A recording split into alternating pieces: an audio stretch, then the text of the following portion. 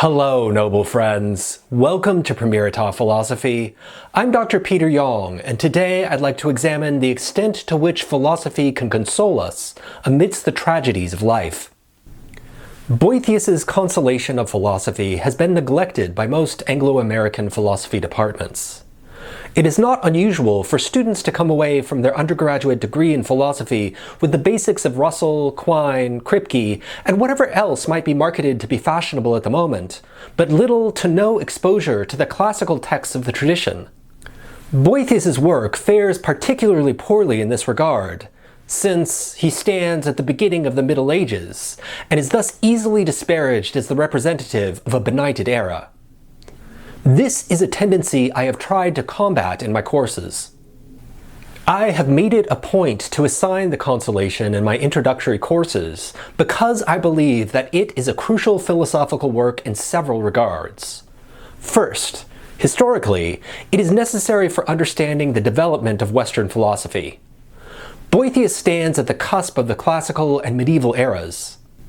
As the last classical thinker, Boethius was one of the last philosophers in the Western Roman Empire to be fluent in Greek. It was through his Latin translations that the little of Plato and Aristotle known to the medieval world were preserved till the Renaissance. Likewise, as the first medieval thinker, Boethius's poetic and cosmological vision furnished the backdrop for the emerging era. Second, the Consolation is vital for understanding the development of Western theology. Theology is the domain of knowledge devoted to the understanding of God or absolute reality. In the Western tradition, this domain has largely been dominated by Christianity, a tradition holding an uneasy tension between, on the one hand, the intellectual inheritance of ancient Greek philosophy, and, on the other, a dogmatic, Abrahamic characterization of God rooted in the Old Testament of the Bible. In the 20th century, it became popular to portray the Greek portion of this inheritance as a fundamentally alien and corrupting element in Christianity, echoing Tertullian's famous quip, "What does Jerusalem have to do with Athens?" According to this stereotype, the God of Greek philosophy offers only cold rationality, providing no solace to the heart and no comfort to the tragedies of life. Comfort, these theologians contend, can only be found in the Abrahamic God of the Bible, who steps into history to choose a particular people. Boethius's Consolation of Philosophy undermines this stereotype, for it shows how philosophy can, in fact, console, even in history's most unbearable moments. This leads to the final domain in which Boethius's work proves to be vital. As the title suggests, it provides us with psychological consolation when confronted with a seemingly brutal and chaotic world, ruled by powers that have little concern for human happiness. If anyone had grounds for unhappiness, it was Boethius. Having devoted his life to scholarly study and serving his community in political office under the Ostrogothic king Theoderic, he found himself falsely accused of treason and sorcery, tortured, exiled, and jailed, where he awaited execution by bludgeoning.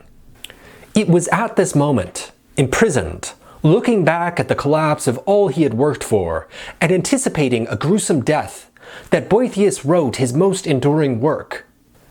As a result, the Consolation is a testament to the salutary powers of philosophy amidst the tragedies of life. The work understandably begins with Boethius penning lamentations and grieving his sudden downfall at the hands of fortune. But then, unexpectedly, Boethius looks up to see standing before him a woman of awe-inspiring appearance, her eyes burning and keen beyond the usual power of men. He can discern that she has existed for ages, yet she still radiates life and beauty. It is hard for him to see through his tears, but he can tell that her stature keeps changing. At times, she is of normal human height, but at others she towers above him, sometimes rising so high that she transcends his view. Despite her shifting size, he can tell that she is radiantly dressed, although her clothes are obscured by a kind of film as of long neglect, like statues covered in dust, and it seems that patches have been torn from them at places. At the bottom hem of her gown is the letter P for practical, and higher up the letter T for theoretical philosophy, the two being connected by a ladder. In her right hand she holds a set of books, and in her left she carries a scepter. In this manner, Boethius personifies the idea of philosophia perennis, the view that there is a unified core of wisdom lying behind the plethora of philosophical and religious views that have emerged through human history. Philosophy comes to Boethius as a healer. She observes that he has been immersed in poetry and is surrounded by the muses. But she is angered at the sight, since they have no medicine to ease his pains, only sweetened poisons to make him worse. The muses have merely aroused his passions, without directing them to a positive goal, and have thereby habituated him to his sickness of mind instead of curing him. She then looks down at Boethius and recites her own diagnosis and lamentation, quote, "So sinks the mind in deep despair, and sight grows dim when storms of life inflate the weight of earthly care. The mind forgets its inward light, and turns to trust the dark without. This was the man who once was free to climb the sky with zeal devout, to contemplate the crimson sun, the frozen fairness of the moon. Astronomer once used in joy to comprehend and commune with planets on their wandering ways.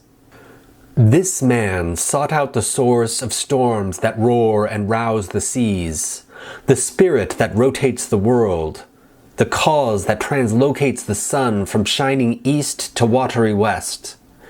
He sought the reason why spring hours are mild with flowers manifest, and who, enriched with swelling grapes, ripe autumn at the full of year. Now, see that mind that searched and made all nature's hidden secrets clear, lie prostrate, prisoner of night. His neck bends low in shackles thrust, and he is forced beneath the weight to contemplate the lowly dust." End quote. Though she acknowledges Boethius's wretched state, she claims that it is one he is ultimately responsible for. She had previously provided him with arms to defend himself, but he abandoned them. Yet her diagnosis remains optimistic, for it is, quote, "only a touch of amnesia that he is suffering. He has forgotten for a while who he is." End quote. In fact, though Boethius thinks that he has been banished by evil men and the caprices of fate, ultimately it is he himself who chose self-banishment from his true homeland.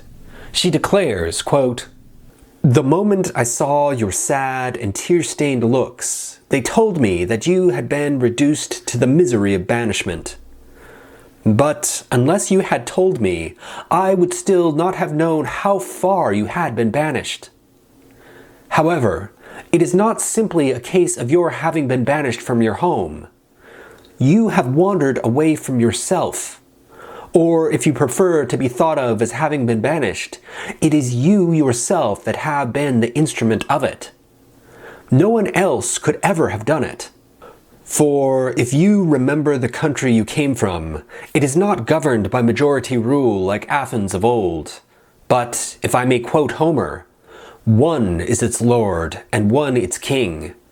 And rather than having them banished, he prefers to have a large body of subjects, submitting to his governance and obeying his laws of freedom.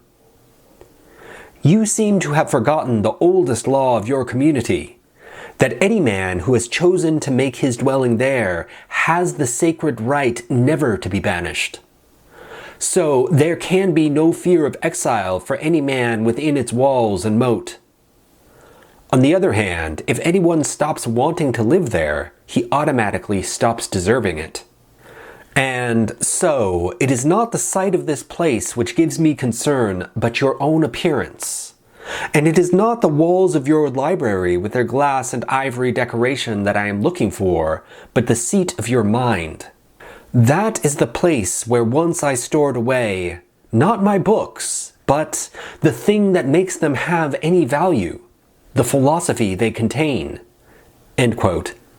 The true source of Boethius' sorrow is thus his forgetfulness. He has forgotten his true nature. Quote, "It is because you were confused by loss of memory that you wept and claimed you have been banished and robbed of all your possessions. And it is because you don't know the end and purpose of things that you think the wicked and the criminal have power and happiness. And because you have forgotten the means by which the world is governed, you believe these ups and downs of fortune happen haphazardly." End quote. The rest of the work then consists of philosophy applying various medicines of mind to Boethius to disabuse him of these mistaken beliefs. She starts with the gentlest remedies and proceeds to stronger ones. Boethius laments that fortune has changed towards him and has treated him unjustly. Philosophy thus begins her treatment by adopting Boethius's perspective for the sake of argument, and showing it to be mistaken on both counts. First, fortune has not, in fact, changed her nature and acted differently towards him. Rather, fortune has remained true to her capricious nature. Constant in her inconstancy, fortune has maintained her own particular kind of constancy to Boethius. Because fortune bestows her favors randomly, Boethius had every reason to expect what would befall him if he were to trust in the goods she provides. As one says today, play stupid games, win stupid prizes. Quote, "Once you have bowed your neck beneath her yoke, you ought to bear with equanimity whatever happens on fortune's playground. If, after freely choosing her as the mistress to rule your life, you want to draw up a law to control her coming and going, you will be acting without any justification, and your very impatience will only worsen a lot which you cannot alter. Commit your boat to the winds, and you must sail whichever way they blow, not just where you want." End quote. Furthermore, fortune's inconstancy not only gives reason to doubt the goods she provides, but it also softens the misfortunes that one receives from her hand. For, since good and ill occur randomly, Boethius's misfortune might be reversed just as easily as it occurred. Second, philosophy points out that fortune has not treated Boethius unjustly. To begin with, she notes that if one looks at his life objectively, Boethius, even in his current state, has received a better lot than other men. After his father died, he was adopted into an aristocratic family who loved him and gave him the best of educations. He was married to a loving and loyal wife and had 2 outstanding sons who became consuls together. Many men would trade their own lots for his, even given his current circumstances. Quote, "No man is so completely happy that something somewhere does not clash with his condition. It is the nature of human affairs to be fraught with anxiety. They never prosper perfectly, and they never remain constant. In one man's case, you will find riches offset by the shame of a humble birth, and in another's noble birth offset by unwelcome publicity on account of the crippling poverty of his family's fortunes. Some men are blessed with both wealth and a noble birth, but are unhappy because they have no wife. Some are happily married, but without children, and husband their money for an heir of alien blood.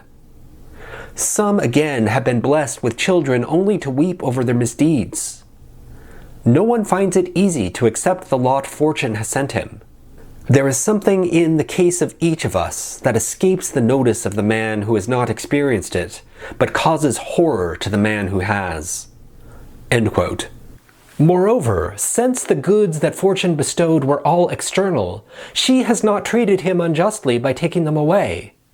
She has removed nothing that truly belonged to him.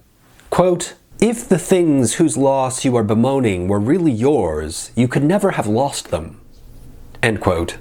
The true good is not something that fortune has the power to give or to take. Philosophy then sketches 3 general arguments for why man's true happiness cannot be based on chance. First, she notes that true happiness would be the highest good for rational nature. She then asks us to compare permanent goods to goods that can be taken away.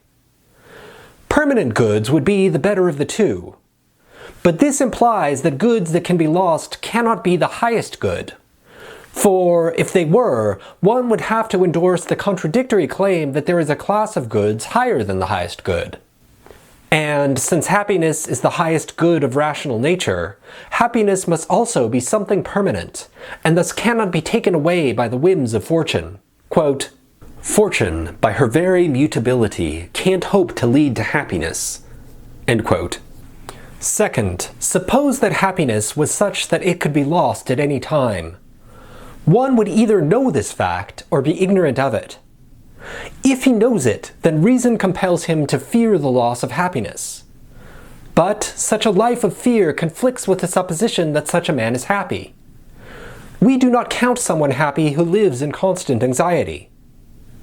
Suppose, then, that he is ignorant of the fact that his happiness can be lost. This would mean that human happiness requires the blindness of ignorance. But, since man is a rational animal, this again leads to a contradiction. For the happiness of rational being cannot consist in ignorance. Finally, philosophy appeals to Boethius's belief in the immortality of the soul. It seems that the goods of fortune only extend over bodily life. So, if the goods of fortune were to constitute the true happiness of man, it would be necessary to believe that all men were miserable after death. But it is possible, even actual in many cases, to believe that the soul is happy after death. Indeed, many use this hope to help them endure death, suffering, and torment. Furthermore, quote, "It seems that the happiness, which cannot make men unhappy by its cessation, cannot either make them happy by its presence." End quote. The general lesson here is that true happiness is not to be found outside, but within. Quote, "Why, then, do you mortal men seek after happiness outside of yourselves, when it lies within you? You are led astray by error and ignorance. If I ask you whether there is anything more precious to you than your own self, you will say no.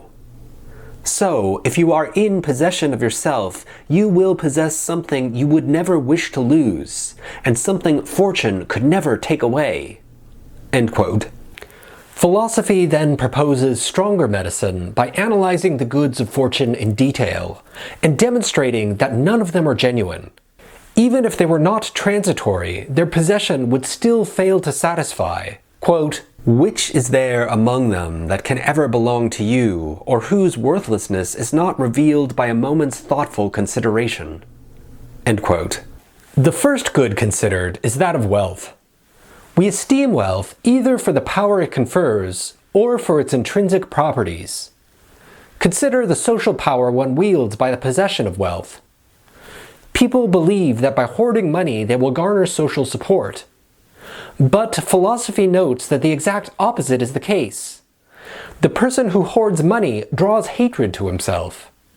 Rather, it is the generous person, the benefactor, who gains esteem in the community.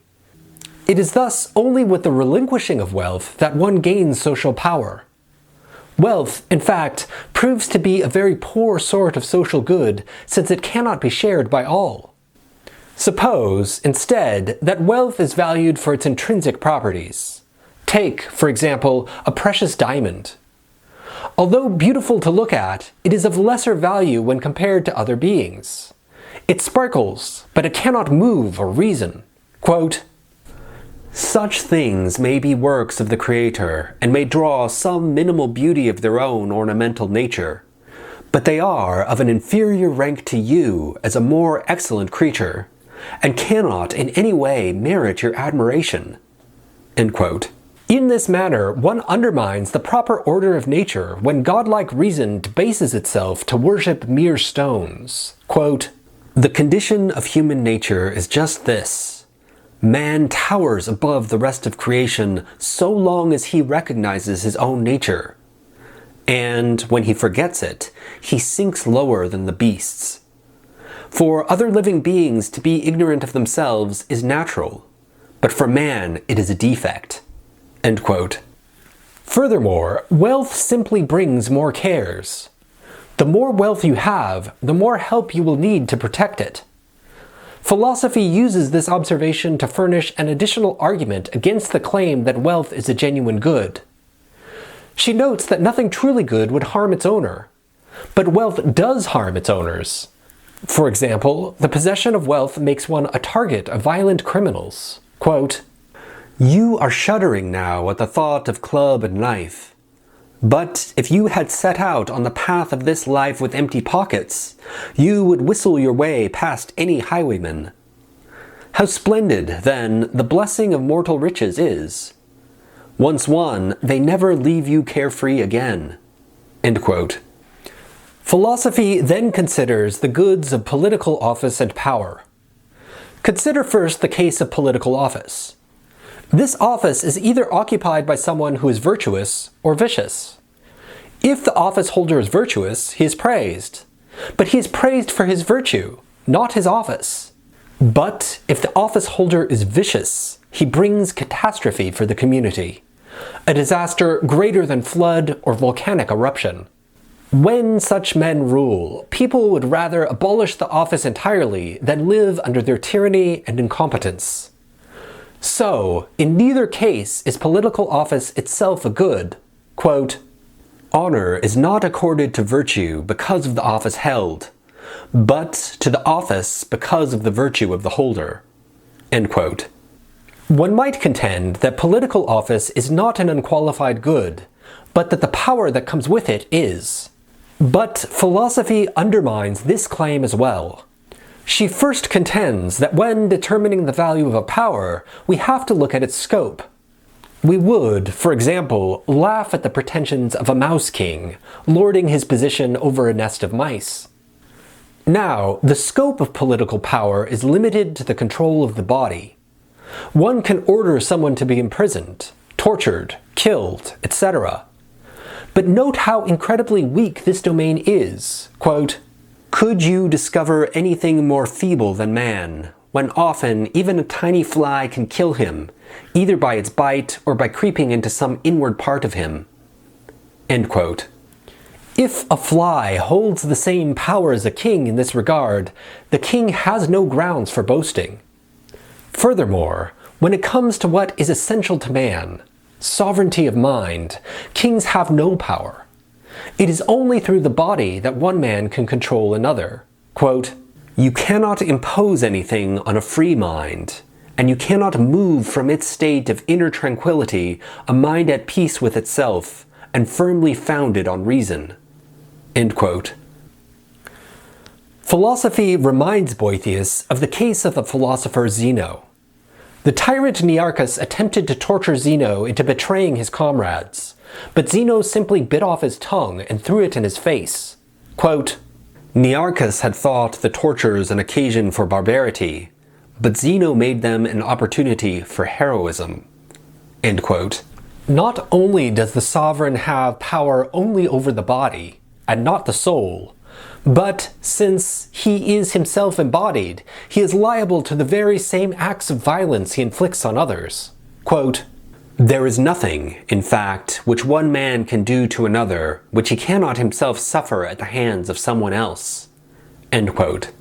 Philosophy observes how the Egyptian Busiris killed strangers who entered his land, but was himself killed by the stranger Hercules, and how Regulus took many prisoners during the Punic War, but in the end was taken captive himself.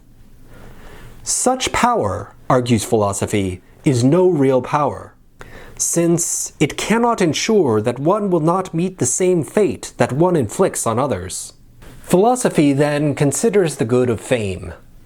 Philosophy presents two arguments for why fame is not an unqualified good. The first argument concerns the extent of fame.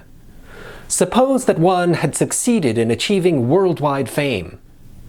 Philosophy points out that given how small the world is in comparison to the universe, one's reputation, even in this best of scenarios, would be so heavily circumscribed as to be rendered inconsequential.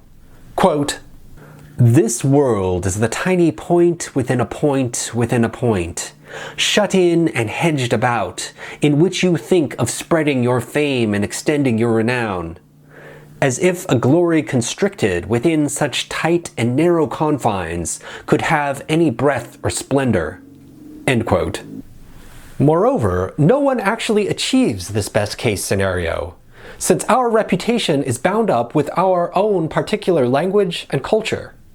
There are many peoples who will never learn of our accomplishments, and even if they did, there is a good chance that they would appraise them differently.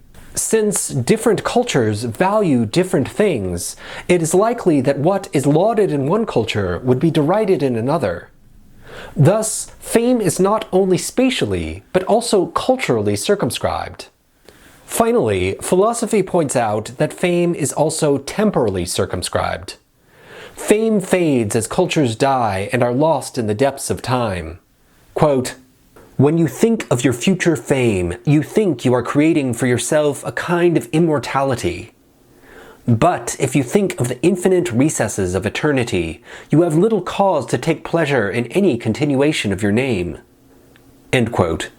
Philosophy's second argument turns on our mortality. She notes that consciousness either ends in death or it doesn't. If it does, fame is irrelevant. The chatter of those on earth will mean nothing to you if you do not exist.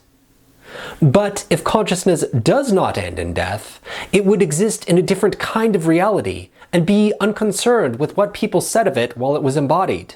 Quote, "If the mind stays conscious when it is freed from the earthly prison and seeks out heaven in freedom, surely it will despise every earthly affair. In the experience of heaven, it will rejoice in its delivery from earthly things." End quote. The lesson of these analyses, claims philosophy, is that men have been captivated by a mistaken view of the good, and that this confusion has been cemented in language. We call things good which are not true goods. Quote, "The reason for this is that you are accustomed to using wrong words to refer to things which are by nature otherwise, and are easily proved to be so by their very operation. So neither riches, power, nor high office can properly be called by these words. And lastly, we may reach the same conclusion about fortune as a whole. She has nothing worth pursuing, and no trace of intrinsic good. She never associates with good men, and she does not turn into good men those with whom she does associate." End quote. Philosophy argues that when one thus has a clear view of reality, one can see that so-called bad fortune is actually superior to good. When one has a run of good fortune, one is lulled into the illusion that the external goods she offers constitute true happiness. But when bad fortune comes, fortune reveals herself, throws off her disguise, and admits her game. This can cause men to reapprise their situation and understand their true state. Hence, philosophy claims that good fortune deceives, but bad fortune enlightens. Philosophy claims that all men desire the true good, a good which once obtained leaves nothing more to be desired. This good would be absolutely perfect and contain within itself all that is good. On pain of contradiction, it must lack for nothing, for if it did, it would fail to be perfect. Something would remain outside it which could still be wished for. Philosophy notes that this concept of perfect fulfillment is equivalent to that of happiness. And if we then examine what perfect happiness consists in, we come to find that it is self-sufficiency. What is self-sufficient does not depend on any external good, since it has all it needs in itself. Quote, "In fact, there is no other thing which could so successfully create happiness as a condition provided with all that is good, a condition of self-sufficiency with no wants." End quote. Men mistakenly pursue the goods of fortune, thinking that they will lead to self-sufficiency. But in doing so, they mistake the parts of happiness for the whole, and abandon the very thing they seek. However, if one attains self-sufficiency, he will thereby also have the partial goods that other men seek, the true good being one and undivided.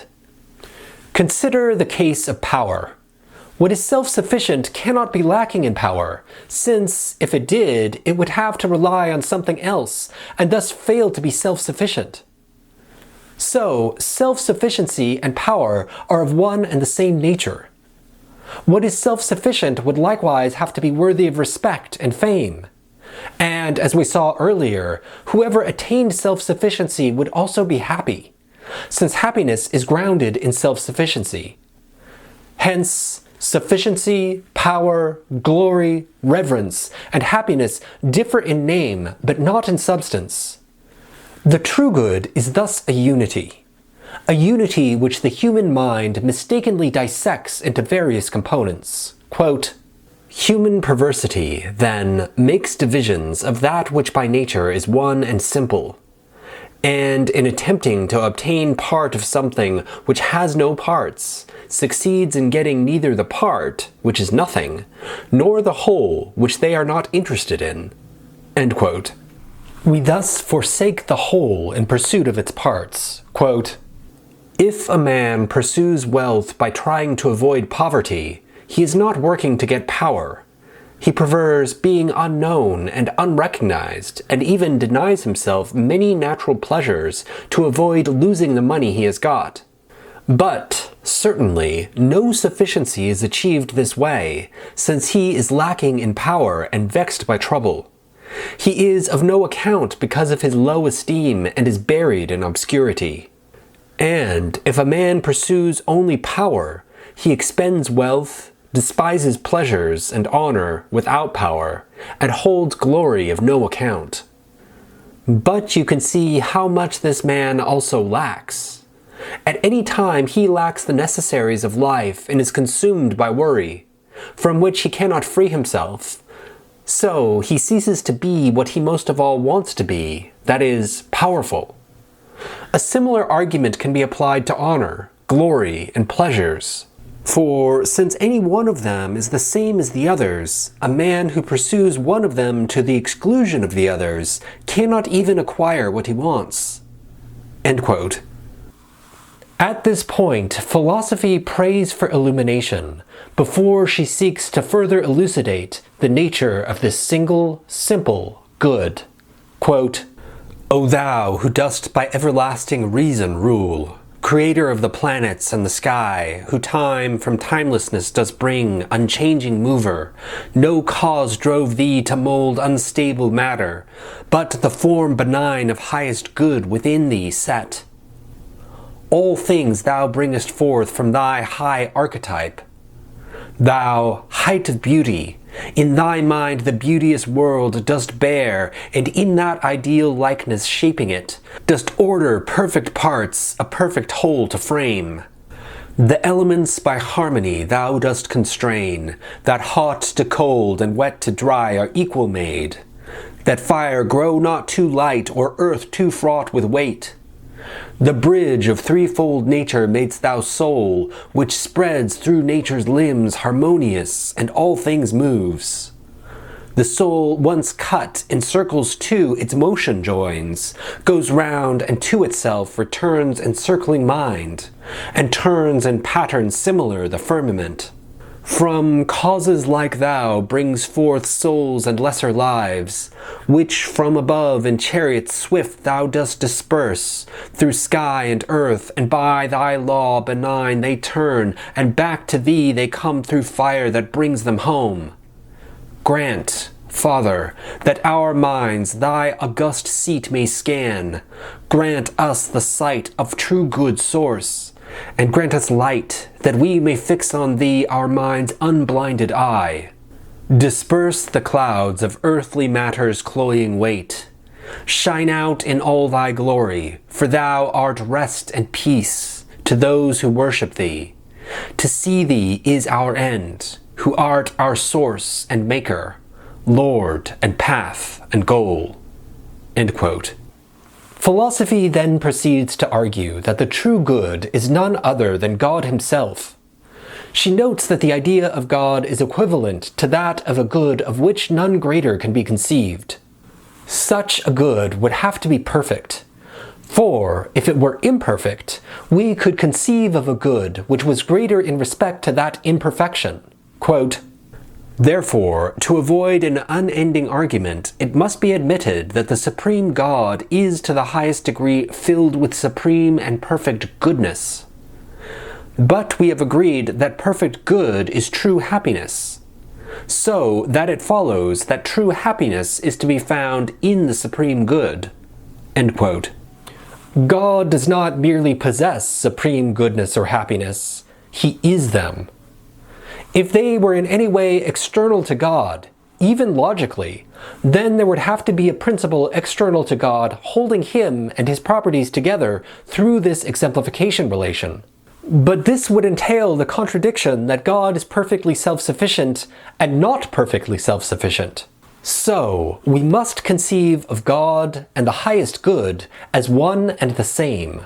Quote, God is the essence of happiness. End quote. God is thus the good that all men seek. When men seek for happiness, they are seeking for nothing less than deification. Philosophy explains, quote, since it is through possession of happiness that people become happy, and since happiness is in fact divinity, it is clear that it is through the possession of divinity that they become happy. But by the same logic as men become just through the possession of justice, or wise through the possession of wisdom, so those who possess divinity necessarily become divine. Each happy individual is therefore divine. While only God is so by nature, as many as you like may become so by participation. End quote. Philosophy argues that this yearning for divinity flames through the core of every living being. She notes that living beings seek to remain in existence, and that to do so amounts to maintaining themselves as unities. Once the unity of an entity ceases, so does that entity.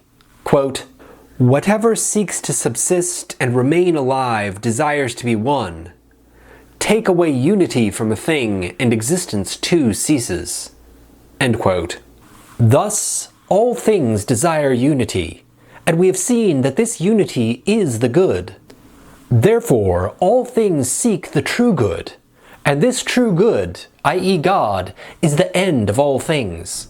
After presenting a more accurate view of goodness, philosophy points out that the good are, in fact, better off than the evil.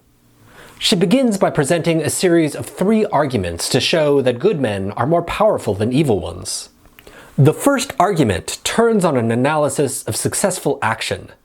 She notes that there are 2 components to successful action: desire and execution. Now, as seen in the previous section, both good and evil men desire the true good. So, if there is a difference in power between them, it must turn on whether or not they successfully execute an action that achieves their desire. Consider first the good. They are successful in achieving their goal. In being good, they attain the good. But the wicked fail to carry out their intentions. If the wicked attained the good, they would no longer be wicked. So the good actually carry out what they intend, but the wicked fail to do so. Quote, since, then, both groups want goodness, and one obtains it, and the other doesn't, surely there can be no doubt of the power of the good and the weakness of the bad. End quote. Philosophy's second argument concerns what she calls natural action. She asks one to consider a case in which 2 people undertake a natural task. One person carries it out by a natural process, the other by a contrived one. For example, suppose 2 people attempt the natural task of walking. The first does it by simply stepping forward and walking on his feet to his destination.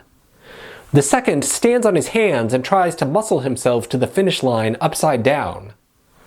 The former, claims philosophy, would be more powerful than the latter since he pursues a natural end by natural means. She then argues that this same analysis holds when we consider good and bad men. Quote, the supreme good is the goal of good men and bad alike, and the good seek it by means of a natural activity, the exercise of their virtues. while the bad strive to acquire the very same thing by means of their various desires, which isn't a natural method of obtaining the good." End quote. Hence, it is again the good that are powerful and the wicked that are weak. Finally, philosophy contends that evil is a mere privation of good. Evil is a lack, not a positive reality in itself. Thus, to the extent that the wicked do evil, they, in fact, do nothing. Such non-action is not a power, but an extinguishing of it. Quote, "Men who give up the common goal of all things that exist, thereby cease to exist themselves. Some may perhaps think it strange that we say that wicked men, who form the majority of men, do not exist, but that is how it is. I am not trying to deny the wickedness of the wicked. What I do deny is that their existence is absolute and complete existence. Just as you might call a corpse a dead man, but couldn't simply call it a man, so I would agree that the wicked are wicked, but could not agree that they have unqualified existence. A thing exists when it keeps its proper place and preserves its own nature. Anything which departs from this ceases to exist, because its existence depends on the preservation of its nature. To the objection that evil men do have power, I would say that this power of theirs comes from weakness rather than strength. For they would not have the power to do the evil they can if they could have retained the power of doing good. This power only makes it more clear that they can do nothing. For if, as we concluded a short time ago, evil is nothing, it is clear that since they can only do evil, the wicked can do nothing." End quote. Thus, contrary to Boethius's perspective at the outset of the work, it is the good who are powerful and the wicked who are impotent. Furthermore, philosophy goes on to point out that the good never fail to obtain their reward, and that the wicked necessarily suffer. For, to the extent that the good are good, they are happy, rising to divinity. Quote, "Goodness is happiness, and therefore it is obvious that all good men obtain happiness in virtue of their being good. But we agree that those who attain happiness are divine. The reward of the good, then, a reward that can never be decreased, that no one's power can diminish, and no one's wickedness darken, is to become gods." End quote. Similarly, to the extent that the wicked are wicked, they necessarily suffer by being cut off from the good. The punishment of the wicked is their very wickedness.